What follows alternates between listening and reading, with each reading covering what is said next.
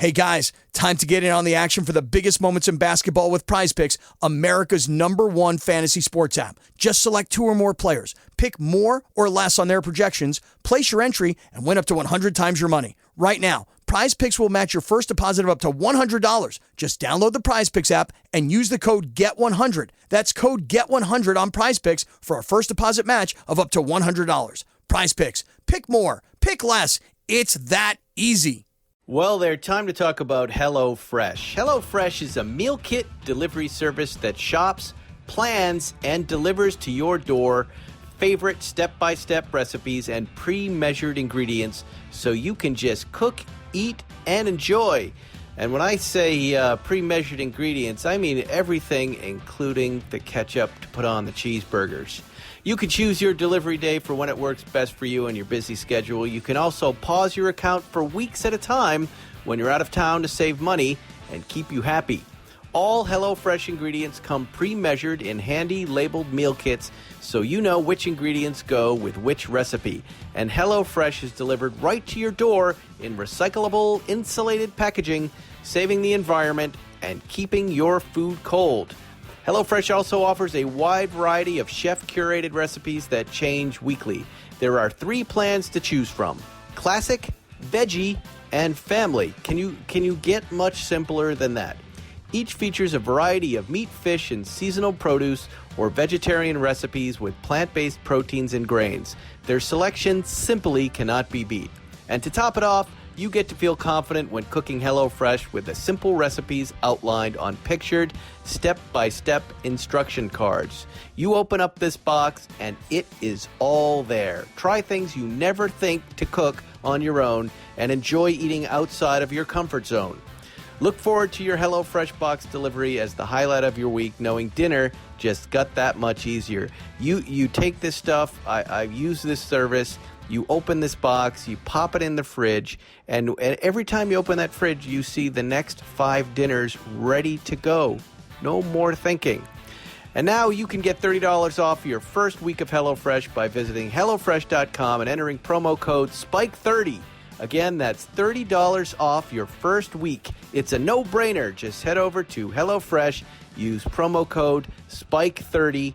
That's my name and my age. SPIKE30. Say hello to Fresh. Now, Podcast One brings you Spike's Car Radio, a downloadable cars and coffee, hosted by writer, comedian, and automotive enthusiast, Spike Ferriston. Now, here's Spike. All right, we'll just talk about it. Well, everybody, hi, Spike's Car Radio here. You know, I often think that I've, just given the wrong name to this podcast. Spike's Car Radio. Yes. Right? Because this show vacillates wildly between car guys. There's a little subset in the middle of kind of car and comedy guys, and then it goes over to comedy, right? What about Spike's Ham Radio? Yeah, we should have either 2 names for this show, Spike's Car Radio, or in today's case, Spike's Comedy Radio. This is how I operate. This is what I'm interested in, right? Yeah. I like cars, I like comedy, I like entertainment, I like Game of Thrones, right? Sometimes I like architecture. I like fishing. I like a lot of different things. And in this podcast, you're going to hear all those things. And if you need me to change the title of the podcast, I'm happy to do so. Every episode, we can come up with a new name. But today, it's going to be Spike's Comedy Radio because I have Jay Mohr here. Hi, Jay. Hi, sweetie. You're a seasoned radio entertainer and podcaster. You know, you're one of the big guns here at Podcast One. Aside from being a very famous comedian and accomplished impressionist and everything else. But you're used to the idea that people will write you and tell you what's wrong with your free podcast, right? You're I'm new. Doing this for free. Yeah, you're new here. I'm new here, right. They still bother you. Like, what's with the sound levels? Well, I recorded it in my fucking car driving back from Denver. You're lucky. I thought of you. I went, oh, you know what? I'm driving through Denver all the way across Route 70 to Utah. Bang out a solo. All I heard was your damn windshield wipers the whole time. How'd you like it, dick? But where's the radio portion? Like, I know, like, Jerry's a car guy. Yeah. Adam Farrar is a car guy. Is Chris Hardwick a car guy? He is secret car guy. That's what Will and I were just talking. Will's my producer, by the way. He's behind the glass, so I always look over there and chat with him. Put on headphones so I can hear. That's a There's a dude. subset of comedians. How handsome this guy is. He's a good-looking young man. That's You're not a right. bad-looking man, Mr. Gasson. I get out of here. I'm gonna come see you. Just hug that mic There's for me, a Jay. subset of the mic, he says. comedians that are secret car guys. Why and secret? Hardwick is there because they're afraid of the persecution. What? Exactly. Why? Because you're a nerd? You can't be a nerd car guy? No, they're afraid some of their comedy cred will be hurt by the idea that they like cars and collect cars. Has it ever dawned on you in your comedy writing, broadcasting, satellite, just you're in it, period. You are comedy. Like your whole life. Man is what he continually does. You're comedy. Right. That anything would actually jeopardize your fucking reputation for comedy. No. I'll go to a glory hole tonight on Lancashire Boulevard and be like, hope it doesn't hurt my ticket sales when I do the Texas 3-step in October. Like, what the fuck's wrong with these people? I don't know. People are afraid. I didn't know he had a comedy rap. Like, he has every job. Him and Joel McHale, if they died in the I'm same not going car to say accidents, that Chris is that 40 worried. comics would work. Chris came on the podcast. He's one of the first guys. He came on and he talked about cars, and he finally got comfortable with it. But there are other guys like, I was at this party, this Kimmel thing, and all of these comedians were there, and one by one, they would come up to me and go, "Hey, man, guess what I just bought?" But it was like this little secret.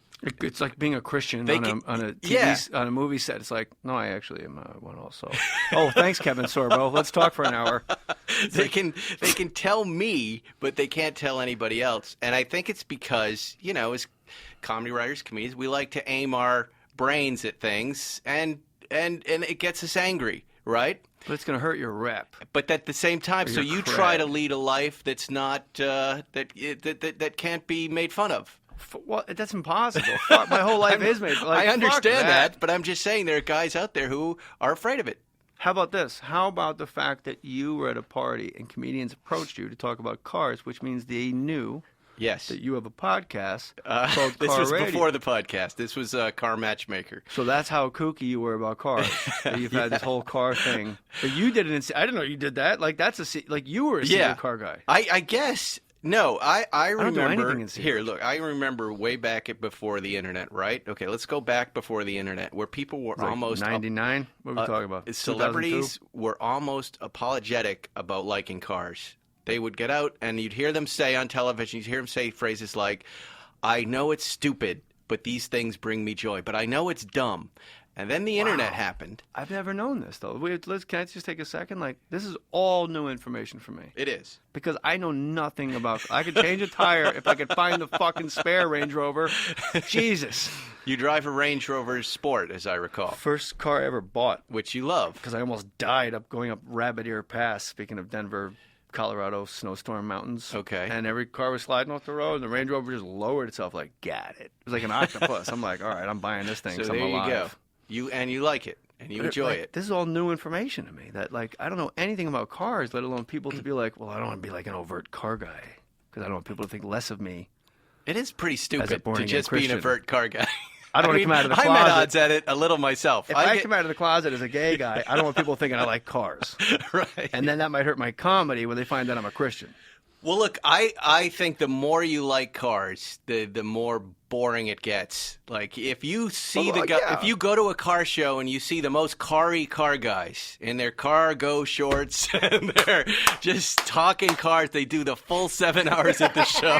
It's really, I don't want to be that guy. It's really fucked up. You know, how about, I got to respect the two of us because we both have a fucking roulette wheel in our heads, and we're not saying it. Like, what do you mean? There's words with car in it. What? Like, there's no, you have a roulette wheel in your head like I do, like words with car, like cargo shorts, or like, carbonara, stuff like that. And, like, we both just stared at each other like, nope. Yeah, no. Not going to do it. We're not going to do it. Well, I'm uncomfortable with most of what I do. But it's Spike's Car Radio, but you could never talk about radio. Well, the whole idea is it was a bit of a nostalgia. I just like the way that flowed a little bit. The people here wanted to call the show Spike's Cars, and I just no, that sounds like awful, right? Something Tarantino thought was too on the nose. Yeah, well, it's got your name. How about Keitel goes to Spike's Cars? You know, oh, Jay Leno was fucking Tarantino all of a sudden. Sorry about that. Do Norm Macdonald doing Spike's Cars. Hey, Spike's Cars.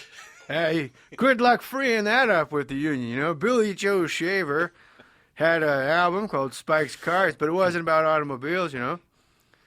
The Jay Mohr. Jay Mohr. I like Accomplished Spike's impressionist. car radio because when you said nostalgia, we all remember the car radio, AM, FM. I remember the switch, like Human Right. League was like the last thing I Right. heard on AM. Don't you want me? I was like, wow.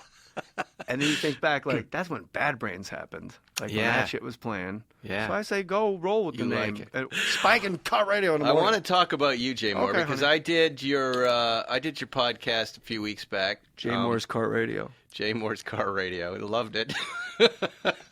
And you and I never met before. No, it didn't feel that way.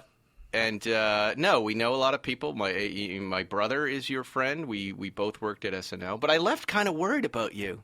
Well, kind of, I really liked you, but I started wondering about you. I worried about what's going on in your relationships, what's going on with your marriages. There was you were moving Like around. King Farouk? I all of a just sudden I'm King Farouk. Plural. you became very interesting to me. For a couple of different reasons. thank you. One, I really I'm impressed by your comedic prowess, your impressions, what you're doing as a broadcaster here. I've started listening to you. You're also on Opie and Anthony. No, they don't. That hasn't been a show in That a hasn't long been time. a show. All right, but Let's leave radio out of the what thing entirely because I don't do it. you don't do it anymore. But you No. broadcast. Yeah, 2 podcasts. This one and more. This one. This is yours. Sorry. More. Right. More. How long have you stories. been doing that? And why did you start doing it? That's where I want to start. First of all, thank you that you cared about me because my life has been an absolute turmoil. Like I've Right. just been trying to keep the shit at shoe level. I had a divorce. I went bananas. Like I actually went. Like I almost went to a mental hospital, and then at the last second I realized or remember what the inside of a not personally, but what the inside of a mental hospital is, and you're Right. like, whoa, fuck, that was close. Like in theory, it's I'll go relax. People and then just people wiping like shit on the walls, chained to a radiator. Well, that's like The why. Exorcist. That's why they're there. But why did you go? I didn't go, but I mean that's how Why did sick you- I got because I had such resentment. What I did instead is March 14th, I went. Yeah, so it was a couple months after that was when you're at my house, my apartment. Like, okay, I'm in an apartment in Playa Vista. Like, what's Playa Vista? It's like this like DMZ. Not to, yeah, but I love that place. I walked right, in there but it's and not. it was It's not mine. Oh. It's a temporary thing that's a friend Right. hooked up. Like, stay here, get your act together. Your son goes to school. So, for a guy that like yourself, like we've earned everything we've ever had. right. So like a home, you're never home. Like the Right. drapes are rented, man. Right. So it's this liminal space and time. And I got so nuts because I was speaking of podcast one, the Art of Charm podcast, because I got the app. And I favorited all your episodes, by the way. It's the Oh, least thank that you. somebody could do. Just when you're sitting on the tarmac, just open up the podcast one app, which is free, and just go through Spike's car radio comedy, fuck Jay. yourselves, and just go favorite, just favorite every episode. And this lady was on the Art of Charm doing the narcissist continuum, explaining what's it like to be in a relationship with a narcissist. And I was like, oh my God. Well, I was in a marriage that was abusive. Like, it was bad. But and I went is back there to one? AA Is there, March is, there, 14th. is there one marriage or is there two marriages? Well, the other one's old. There's 2. But one was like, the first one I was never in love. Right. It's just that's what you do. Then Right. when are we going to live together? Like, all right. When are we going to get married? All right. When are we going to have a kid? Sound like a tell. Merlin, a gazebo. Don't thank me. Boogly. So that was just a shit show from start to finish. I was never faithful. I was on SNL when I was married, quote unquote married. And it was just, Okay. ugh. I have a 14-year-old son from that marriage, and that's, its own thing because the kid And where is he? Does he live with he you? lives with his mom. He lives with his mom. And I'll circle back to that. And then this one was, it's the woman of your dreams. It's not like some yakety fucking maniac that you meet and you're like, all right, what could go wrong? It's like a watercolor on the wall. This gets enough sun, it's going to fade. We should move it a little. And they don't. And it's like enabling a drunk. Like if somebody's unhappy, you just run all over the earth trying to make them a little happier. And it's a lot like the way I explained the marriage was going in the Empire State Building elevator and hitting every floor button, and then every time, bing, it opens, you step out on the second floor and go, you want to come out real quick and we can just talk about the lobby? Nope. All right. Bing. You want to come out? Talk about the second floor and the first floor. Want to talk about the 97th, 96th, 90? No. And you get to the top, you jump off. And when you're falling to earth, they're like, wait, let's go to therapy. Fucking crazy. It makes you insane. So this marriage is over. So this is your second. Yeah. This is over. There was no therapy. No couples therapy. Because I was told in the marriage, I once you go to understand, couples but- therapy, it's over. And then it was suggested by her that we go to couples therapy. I'm like, uh-oh. But she's drinking or she's using No, drugs or no, no, something no. or no. No, This no. is just It's she's all on the public thing, and she's unhappy. now I think she's happy, and And you're out. Are you clean? Are you out clean now? Are you single or we're not officially divorced yet because it's only been 14 months, and How long lawyers need to talk about drain the swamp, Ay, ay, ay. drain the wallets, drain the. Here's what happened was I called my podcast has on jmohr.com. If you go to the classic, go to Amazon and Right. we get credit for it. Amazon just wants to know where the traffic comes from, so you go to jmohr.com, you go to Amazon through there. And I get like a little, I don't know what, I don't even know, like 2% or whatever they right? buy. When someone buys And some that's paper direct. towels. Yeah, that's direct. It's iPhone cases all the time. Oh, it is? That's direct deposit to my son's college. I never see it. Oh, that's great. So I called to see what the number was up to, and it was halved. And I went, how the fuck is that possible? It's like, oh, you're paying the lawyers through his Amazon. I went, oh, then we're done. Because in that year, she got well. Right. She became a good mom. She was never a bad mom. Whatever needed addressing was addressed. So I went, we're done. 50-50 custody, like, we're done. Right. Because best interest of the child includes when he's older. Right. And if I'm paying fucking bullshit lawyers But how are they getting paid out of an Amazon account? I don't understand. because there's that. no money left. I have Right. I have $0. And they just jumped into it. Well, no, my business manager has to pay them. Right. There's nothing in my checking, nothing in my savings. There's nothing in my retirement. So you're starting over right now. Yeah, but that's all we know. You do a job, you write on a show, then the show gets canceled or it's over, and you're just hurtling I through think you're fucking exactly space. right. It's I liminal mean- space. That's when you dig deep and you learn. Why did I lose that job? How do I get the next one? What do I not do in the next relationship? But don't you feel like people in show business are used to this thing? When you hear about someone in a different business losing their job, I feel bad for them, but I always kind of go, do you know what it's like in this business where we lose our jobs sometimes 2 or 3 times a year, sometimes out of the blue? There's no, yeah. it's brutal. Well, we're also compensated more than the guy at the Provision When Center. it works, it works. When it doesn't, I did Pluto Nash. I made some money. When it doesn't, didn't you have a movie come out this summer? It's out now. It's hilarious. On, Like it's on Crackle. It was Party Boat, right? Yeah, what's it about? I don't know, but I like here. Wait, hold on. Hold on. Let me back up. Here's another thing I like about you, Jay Mohr. All right. Yes, sir. I like that you're on the forefront of these new media places. That you're here at Podcast One. That you're at Crackle making a movie. What's it like to make a movie at Crackle? Is that a viable business right now? I didn't know the difference, and I didn't understand the difference until I did the radio and the press tours where people had asked me that, and suddenly I'm being credited with being on the the tip of the spear for this new technology. Yeah. It's like, all right, it's owned by Sony. Like they did Jerry Maguire, so it's like the same tree to me. Yeah, but it's a digital platform. I'm asking you now as a there's producer, which means that to the listener, there's no theatrical release. Like if Crackle's a free app, it's literally it plays on your phone for free. Not like HBO, Showtime, or fucking ESPN. You get that app, you're like, where's the game? They're like, oh, it's $14 a month if you want games. Like that's what I Right. fucking got the app for. You fucking frickin', you fucking motherfucker.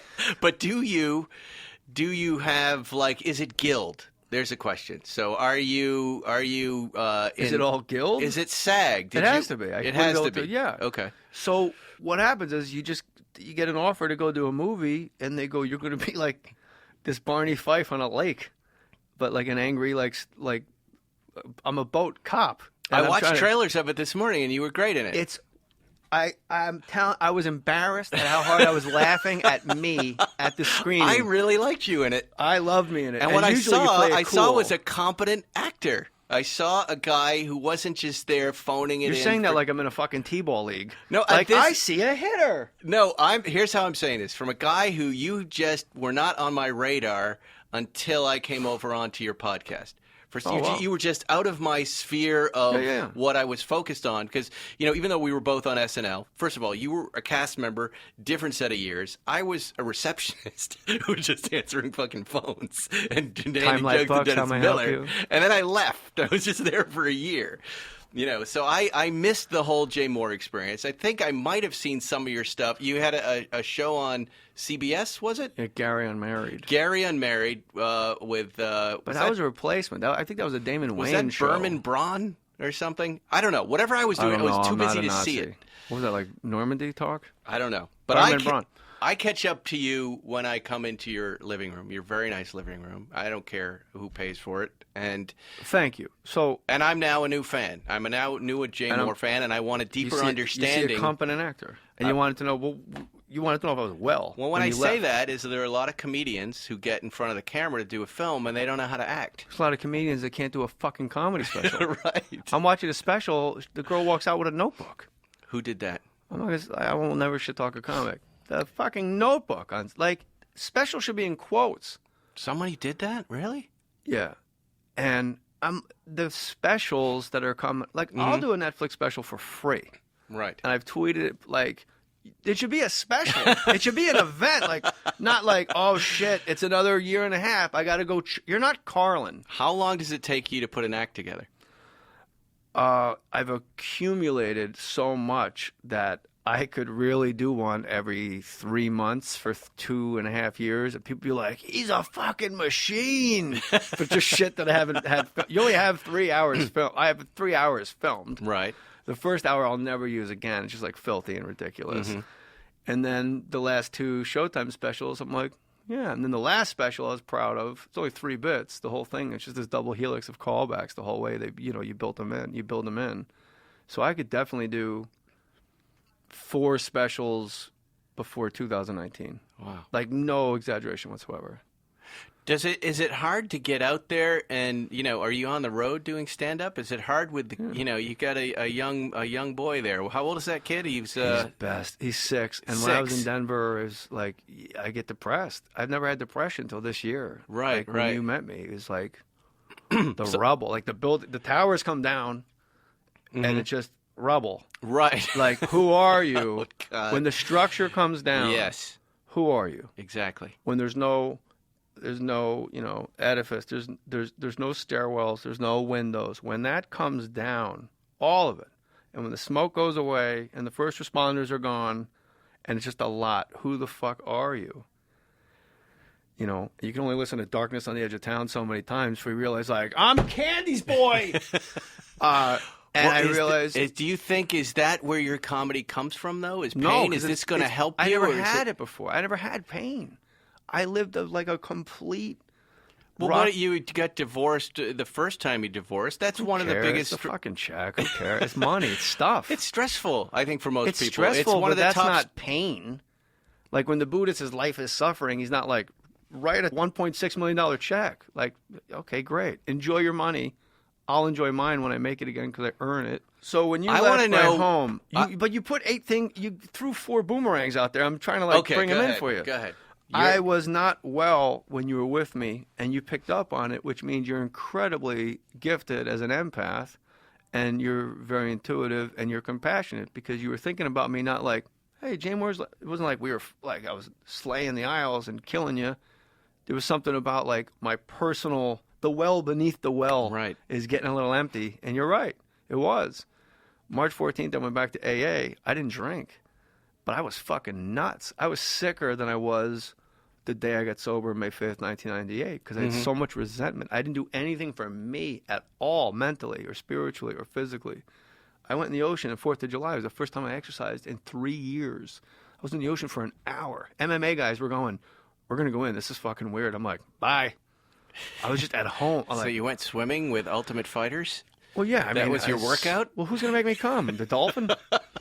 So you I wasn't get on a treadmill. I wasn't Jay. well. You don't have to, but no, you can't because you're too busy putting on the dance, trying to make somebody happy, and then when you file for divorce and you I went for full custody of a kid. That's not a ripple effect. That's tsunami, man. After tsunami, and when you have facts and you just dig in, they just kick the all they have is just like, your timing is so terrible. Like, that's what we're fucking talking about for a month, is timing? So that has gone by. Like, now it's like Vietnam 79, like we're past that. Mm-hmm. Yeah, there's a few guys there, but there's a kid. You're always going to have a toe So in it's there. resolving itself. As well as it will. I'll have this person in my life for the rest of my life. But the good news is I love her. She's wonderful, and she's a brilliant person. She's the first non-comedian I ever wanted to be as funny as. So then that's when you met me, going through that. It was right at that around moment. AA, yeah. Yeah.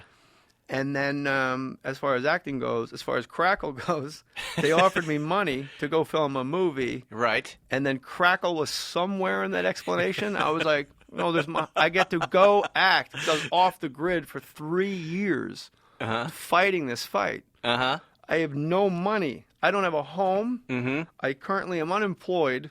I'm talking to a new old friend in you, but this is what's real. Right. And this is, as the reggae, or live and direct right here.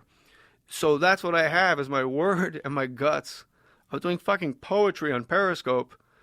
Like, that's where I'm at. Like, I'm writing I poems. saw that on your feed. You're just there. So what is your plan? I mean, it's a fascinating... More at bats. It's a fascinating place and a scary place to be, and I'm sorry you're there. It's, I think it's what every guy, and especially father, husband, fears most, is getting to that place. I know I probably, since I moved to New York and I was that intern at SNL, I've been worried about that scenario. But here you are. I never worried about it. I never thought it possible. I'm terrified of that Divorce idea. wasn't in my vocabulary. It's not divorce. It's the idea of just being tossed aside and losing it all and having to start over. And you're not a young man. You and I are not young men.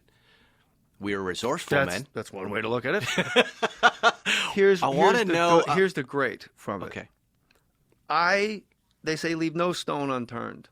If you're going to walk out of a house that you own with your kid in it to circle back to take that kid, there's no more stones. Like, this is a 2-year, the tide eroding land, or like water eating away at a rock and making a canyon. Like, this isn't like, you know what, fuck it, I want a Corvette, I'm out of here. I want pussy and Corvettes, I'm out. I like ice cream. How come we never get fucking ice cream? I'm not Kevin Spacey in American Beauty bench pressing in the driveway like, I rule. It's like, this is impossible, let me try something else. This is impossible, let me try something else. And this lady said on the other podcast, you can always tell the enablers in a relationship. They're the ones in the self-help aisle in the bookstore. Right. And that really hit me, because you keep bettering yourself, nothing gets better. Like, you've done nothing but work on yourself. So what came out of this is, I know my value intrinsically on a cellular level. I know I wrestled in college. Like, I thought I knew my stamina. Mm-hmm. I know my stamina because the impossible was in front of me. And I kept going, and I kept going, and I kept going. And a friend of mine said, if you keep doing this and get fuck all in return, and then you die, how will you feel? I go, if I got fuck all in return, I would have graduated to, like, surface level. Uh-huh. It was such a negative return. I lost 30 pounds. Like, 2 Super Bowls ago, I was on Radio Row. I lost 30 fucking pounds. And I had a big bushy beard to cover, like, the sallow, like, cheeks. Just from the stress. Because, yeah, I didn't sleep. I didn't eat. And then you realize, I'm not sleeping on purpose, because if I have a breakdown, I'll have something to show for how I feel that I can never explain to people, because the storefront looks great all the time. Right. So what is your plan for coming out of this? How do you battle back? I want to know. Well, you can't battle. You got to surrender. And you can't battle back, because that's not a way to raise a kid if there's a battle. But my plan... But I just mean the career part of it. This is set aside the just family. More at bats. Like, just if you give me a bat and announce me, I'll rake. I'll hit it out. I just need more at bats. So you're gonna get on the road and... I never stopped doing stand up. That was the one constant. Right. And my stand up audience vetted itself to the upper 1% in 3 years. Because I took them down. Like, it gets quiet when I do stand up. Like, I'm talking about my mom's Alzheimer's and nuts. I talk about, if I say it now, it'll just seem like, great, can't wait to see his act. But the pauses make that symphony, and there's a weightlessness that you have the audience. You kind of move time, you move them around, and you realize, I'm controlling these people right now, and you can play with that a little. So the stand-up I always did. Acting-wise, I just couldn't leave my son. Right. I wasn't comfortable. having him anywhere but in my line of vision. So now I'm entirely comfortable with him being at other places, and I just want more at-bats. I've never swung better. I know it. I wish I could do my whole IMDb page again less and try less. Right. Like, but don't which shoot, do don't you sweat. prefer? Do you prefer the acting or do you prefer the stand-up? Because I stand-up am right now, a stand-up. Like, it's right. like if I'm Irish Catholic. Like, I'm a stand-up. I am a stand-up. Like, It's such a viable, vibrant business right now. Stand-up comedy. Wouldn't you just really lean into that and really focus on it and go? And that's what I did in that liminal time. Well, I mean now. I mean tomorrow. I mean today. I'm agreeing with you. I'm answering yes, but I'm not going to not act at the same time, because that's when you get that's when you get to buy a boat. But what happens in the act is I don't know. My sense. Let me become the greatest living comedian is what happens. I'm not kidding. No, I understand that. Nobody. I want to ask you about, because I'm sensing something in television comedy right now and movie comedy that it may not, it's ceasing to exist a little bit as far as, because America, the aggregate settles for what's funny. Like you wrote. No, I'm just being. It's a little clearer than that. Nobody's watching TV comedy anymore. I mean, save for maybe Silicon Valley and Saturday Night Live. But if it's great, they'll watch it. That's never going to go away. There was a boxing match, the first fight. Give me an example of a great show that's on TV right now, though. And I haven't I never turn my TVs on in that apartment. I've been there since February. There's the issue. A lot of people aren't turning their TVs on anymore. We're turning it in on Sunday night for Game of Thrones, and then that's it. Football. And I never miss basketball, football. Right. I never miss it. That I'm sensing a death knell for comedy right now in television. Like even this week, I was talking to CA this week. We're toward the end of the summer, going, "Hey, what's going on with the half-hour comedy world right now?" And they're like, "Not much. Off to a very late start. Nothing's worked." It's all the same things we've been hearing, but there's less of an urgency to developing new stuff. People are very skeptical. It feels like right now. So then, what's the? I mean, I guess what I'm saying is, like, why wait for this acting thing? Because at least right now, the comedy cycle seems to be on a steep decline. It's not binary. You keep proposing it to me like it's a binary choice. I've written a book and done stand-up comedy. I wrote another book. I've acted and done stand-up comedy. Right. I've had 2 kids and have done stand-up comedy. I went through divorce at stand-up comedy. Like, stand-up comedy I'll never not do 100 shows a year. Right. Ever. It's all I know. I have to go on the airplane to go pick up a check and come home. Right. It's just... So I've never shelved it, ever. So when I want to act, I want to act. But and will you go in and audition for people? I'll audition for anything. Maybe I have to change agents, because I'm like, I'll audition for anything. I had 2 auditions in 6 months. Of course you would. Why wouldn't you audition? I don't That's know the why. only way to know. Let's do it. You want? What's KRS-One say? You want a thug? Let's thug. Like, what's up? Like, who wants it? I want it. You don't care at all. You'll walk in and you'll read the lines. Life-changing role. Life-changing, changed the trajectory of my life. Jerry Maguire. I auditioned for it, and then I read David Mamet, True and False, after the fact. Like, they don't want you. They know who they want. Right. And there's a list after that list. Really? Then there's another. The reason you're auditioning is because there's a space of time between offer and acceptance or rejection. They don't want you. So when you go into the audition, know that, but know that everybody in the room is your moral and intellectual inferior, because at one time they stood where you were standing, and they took the desk. Yeah. And say the lines as well as you can, and next time say them better. I'm like, fuck, man, this is my... But I didn't read the book before Jerry Maguire, but what happened was they didn't offer out to Owen Wilson, because he did Bottle Rocket with Jim Brooks. And I always love auditioning. Like, I don't hold the script in my hands. Like, I go in like we're shooting it. And it was like, you just have to cause a problem. So, like, my first job was, I had long, like, Bret Hart, like, Hitman Foundation hair. Like, I was a pro wrestler hair. I didn't own a suit. And I just fucking cracked a piñata until the candy came out. So it's like, yeah, let's keep doing that. There you go. You know where I'd put you right away? In fact, I'm going to do it right now. We're going to put Jay in Ballers next season. We're gonna put him right into that show. You're going to be the guest star next year of Ballers. Unavailable. Too much stand up. You talked me into it, Spike. Too much. Why am I doing Colin all of a sudden? Too much stand up, Spike. You know. We're going to take a break right now. We've got the very funny Jay Mohr with us. We'll be right back. When you're looking to buy a car, you want to make sure that you're getting real pricing on actual inventory. Unfortunately, a lot of times this isn't the case. People configure cars online only later to find out they're not available. This just happened to my brother. Well, with TrueCar, you get real pricing on actual inventory. This is not pricing offered by TrueCar, but pricing from an actual dealer. And not just any dealer, but a TrueCar certified dealer. This is a carefully curated network of dealers committed to transparency and offering you a competitive market price. Using TrueCar, you can easily find the car you want. Next, TrueCar will show you what other people in your area paid for the same car you're looking for. Now you know what a fair price is, so you can feel confident. And don't we all want to feel confident? Over 3 million cars have been sold to TrueCar users by the TrueCar Certified Dealer Network. There are over 13,000 TrueCar certified dealers nationwide. You will work directly with a TrueCar certified dealer contact. TrueCar users are more likely to enjoy a fast buying process when they connect with TrueCar certified dealers. TrueCar users save an average of over $3,000 off MSRP. When you're ready to buy, visit TrueCar to enjoy a more confident car buying experience. Some features not available in all states. And guess what? I'm not telling you what features and what states.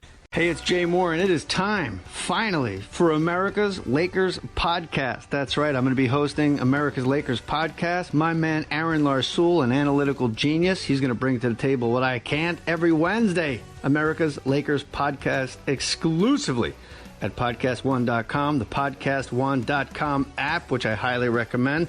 You can rate and review this podcast on all Apple products. And guess what we're not going to do? We're not going to bathe in the gossip and the gratuitous negativity that's been swallowing Los Angeles whole lately. Who did what? Who snitched? Who said what? How about truth? How about facts?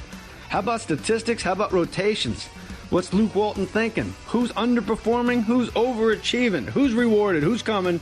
Who's going? And what are we going to do with all that delightful, delicious cap space?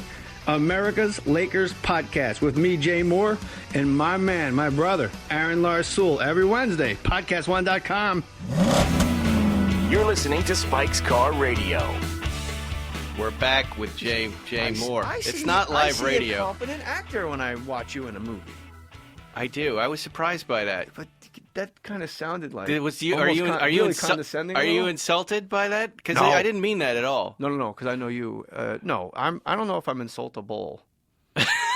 You brought it up a couple of times, so you are. Because it was a funny little. to me. And plus the idea of like my reality check. It was my fearless moral inventory.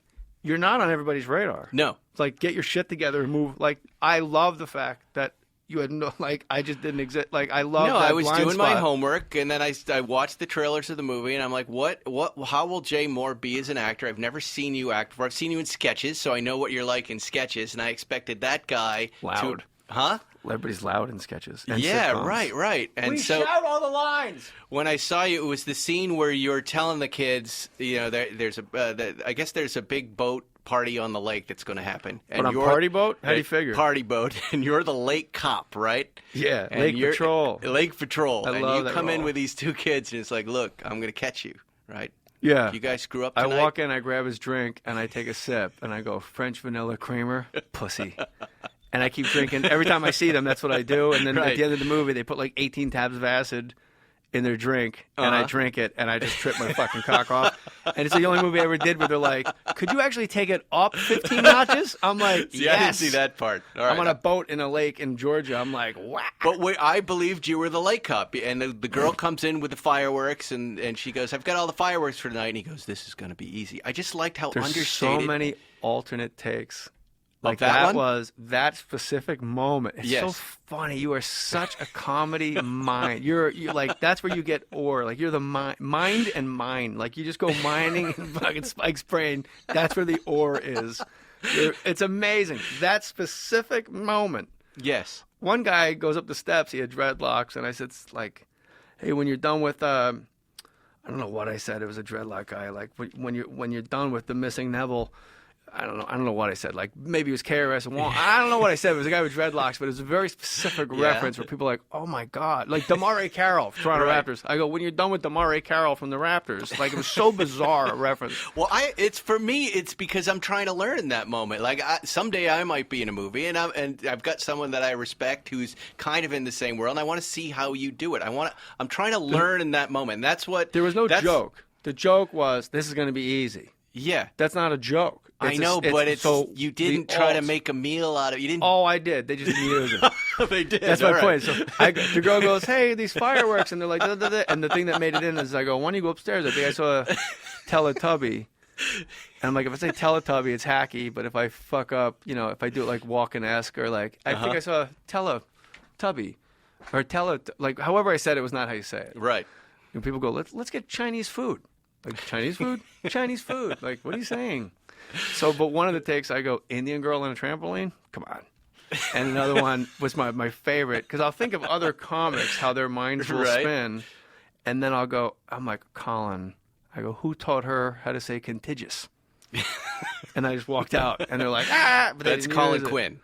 Yeah, that was in my mind, it's like, who taught her how to say contiguous? But you can't do it, it's Colin Quinn. With impressions now, do you have a whole new basket of things that you're working on or new guys? Because Norm Macdonald is my favorite because of course he is. He's so funny, but it's also really funny to hear people do him. It's hard to do. And he's an unlikely guy to do an impression of. Like, I know you do Christopher Walken, but lots of people do Christopher Walken. What are the new things you're working on? Are there new ones that have your attention? If I have to work on it, I can't do it. Right. So it's like the first time I went to do Forrest Whitaker, I could just do Forrest Whitaker. I did this movie Street Kings, and he just walks in and he goes, "Oh, this is great. What will happen if the chief came in here with me? Huh?" I'm like, wow. Because he's so natural, you think you forgot his lines. Yeah. He'll just start over if he doesn't like the way it's going. Tom Cruise does that too. He'll be like, you've seen on sets all the time. Barefoot Contessa from the Food Network. Like, I do really weird ones. Yeah, but nothing's new really. Where do these come up? Are you sitting at home and suddenly you hear someone or you see someone and you go, "I'm going to do the Barefoot Contessa guy"? I don't even know who that is. It's a lady. I don't even know what you're talking about. I'll watch TV or I'll see a movie. Like, Walken was really True Romance. Right. Your son and his bitch whore girlfriend, at the risk of sounding redundant. There's so many lines in that speech that I'm just doing the speech, but then you wind up doing it in the person's voice, and you go, "Oh, I'm wearing a nice jacket called this impression." Right. So when you watch, like, Bad Lieutenant, and you're just laughing to yourself because Keitel's smoking crack, he's a very bad lieutenant. He's a very bad lieutenant. He's smoking crack in his stairwell. The crack dealer goes, "That's just going to kill you, man." He goes, "What kind of businessman are you? You can't even back your own product." Like, it's fucking hilarious to me. But he said it as Keitel, which is also Colin Quinn. Do you? It's the same, basically just, "What kind of businessman are you? You can't even back your own product." What do you get political at all? Do you think comedians should be political these days? Yes, they should if they want to. Yeah. I think there's no line. I don't think. Like first of all, your compassion and your empathy is impressive. The fact that you left my house and you were thinking about me because you didn't think I was well. I liked you. I like you a lot and liked you and like you currently. I was not well. And I'm feeling good. And you're feeling good now. That's good. That makes me happy. Stand-up, I've never not done it.